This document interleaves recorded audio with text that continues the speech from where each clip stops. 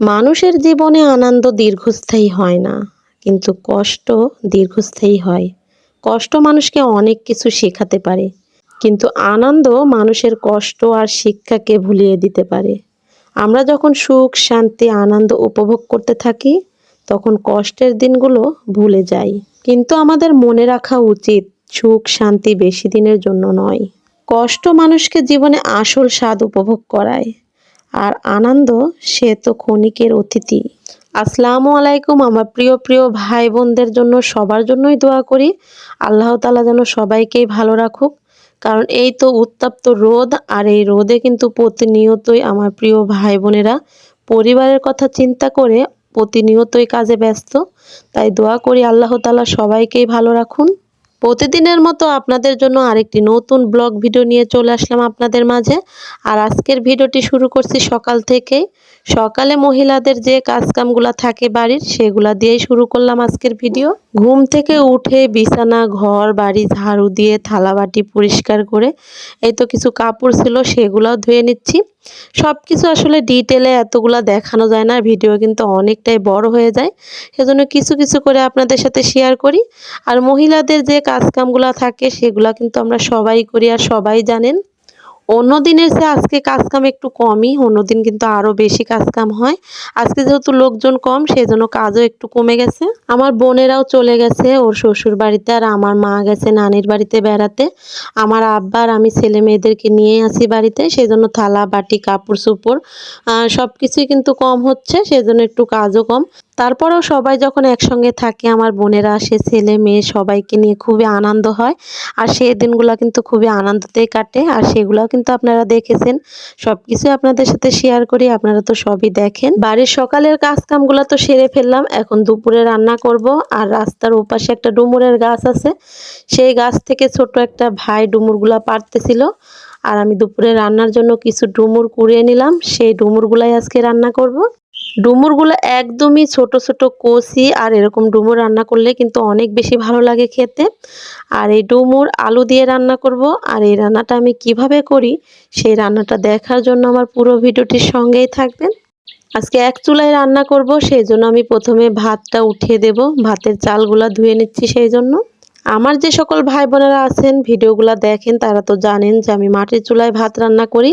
আর এরকম মাটির চুলায় রান্না করা, মাটির হাঁড়িতে ভাত খেতে কিন্তু অনেক বেশি ভালো লাগে। আজকে শুধু একটা তরকারি রান্না করব, আর ডুমুর কাটতে কিন্তু অনেক বেশি সময় লাগে। ভাতটা উঠিয়ে দিয়ে ডুমুরগুলা কেটে নেব। আর এদিকে চুলার জালটাও ধরিয়ে দিলাম। ডুমুরগুলার ভেতরে এখনো কোনো বিচি হয় নাই। এই ডুমুরগুলাই খেতে কিন্তু অনেক বেশি ভালো লাগবে, একদম রান্না করলে সুন্দরভাবে সেদ্ধ হয়ে যাবে। আর এই গাছের ডুমুরগুলো এমনিতে অনেক বেশি ভালো।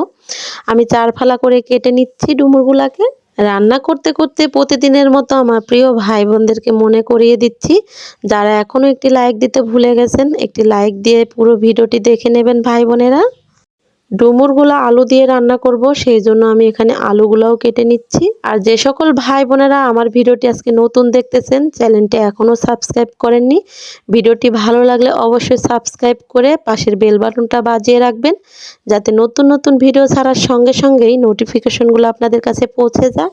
অর্ধেক পরিমাণে ডুমুর কেটে নিলাম রান্না করার জন্য, আর চুলায় উঠিয়ে দিলাম ভাপ দেওয়ার জন্য। অল্প পরিমাণে পানি দিলাম, চুলার পানিটা একটু গরম হয়ে গেলেই নেড়ে ছেড়ে এটা ঝাঁকাতে ঢেলে দেব, যাতে যে কালো কষগুলা বের হয় ডুমুরের, সেটা বেরিয়ে যায় পানির সঙ্গে। আর রান্না করলে কালারটা অনেক বেশি সুন্দর হয়। বাকি যে ডুমুরগুলা ঝাঁকাতে রেখে দিছি, এখনো কাটা হয় নাই, সেগুলাও কিন্তু কেটে নেব। আগে যেগুলা কাটা হয়ে গেছে সেগুলো রান্না করে নেব, যেহেতু দুপুরে অনেকটাই দেরি হয়ে যাচ্ছে বা সবারই অনেকটাই খিদা লেগে যাবে। সেই জন্য ডুমুরগুলা চুলার উপরে উঠিয়ে দিয়ে এই তো বাকিটা ডুমুর আমি কেটে নেব। আর সেই ডুমুরগুলাও ভাপ দিয়ে ঠান্ডা করে বাটিতে করে ফ্রিজে রেখে দিলে কালারটা অনেক সুন্দর থাকবে, আর যে কোনোভাবে আবার কিন্তু রান্না করে খাওয়া যাবে। এদিকে আপনাদের সাথে গল্প করতেছি, আর আমার রান্নাটাও কিন্তু চুলার উপরে হয়ে যাচ্ছে, সেটা তো আপনারা দেখতেই পাচ্ছেন। সরিষার তেলে পেঁয়াজ কুচি, কাঁচামরিচ চেরা ভেজে নিয়ে এর মধ্যে দিয়ে দিলাম একে একে বাটা মশলাগুলা। বাটা মশলার মধ্যে ছিল জিরা, রসুন, আদা, তারপরে হচ্ছে কাঁচামরিচ বাটাও ছিল। আর সেগুলা ভালোভাবে কষিয়ে নিয়ে 1 চামচ সরিষা বাটাও দিয়ে দিছি। সব মশলাগুলো হালকা একটু ভেজে নিয়ে তারপরে অল্প পরিমাণে পানি দিয়ে ভালোভাবে কষিয়ে নিয়ে ভাপ দেওয়া ডুমুর আর কেটে রাখা আলুগুলাও ভালোভাবে কষিয়ে নিলাম। তারপরে সামান্য পরিমাণে পানি দিলাম, যেহেতু আমি এই রান্নাটা বেশি পরিমাণে ঝোল রাখবো না, আবার হচ্ছে ভাজা ভাজাও করব না, সেই হিসাবে পানি দিলাম, দিয়ে ঢেকে দিলাম। চুলার উপরে রান্নাটা হতে থাক, আর এই ফাঁকে আপনাদেরকে একটু দেখিয়ে দিই যে বাকি ডুমুরটা ছিল সেই ডুমুরগুলো আমি কেটে সুন্দর করে ভাপ দিয়ে ঠান্ডা করে এই তো বাটিতে করে ফ্রিজে রেখে দেবো, সেজন্য বাটিতে ঢাকনা দিয়ে রেখে দিলাম। এই ফাঁকে আমার রান্নাটাও কিন্তু হয়ে গেছে, আর এই তো রান্নার কালারটা দেখেই বোঝা যাচ্ছে যে কতটা লোভনীয় হয়েছে আজকে ডুমুর রান্নাটা।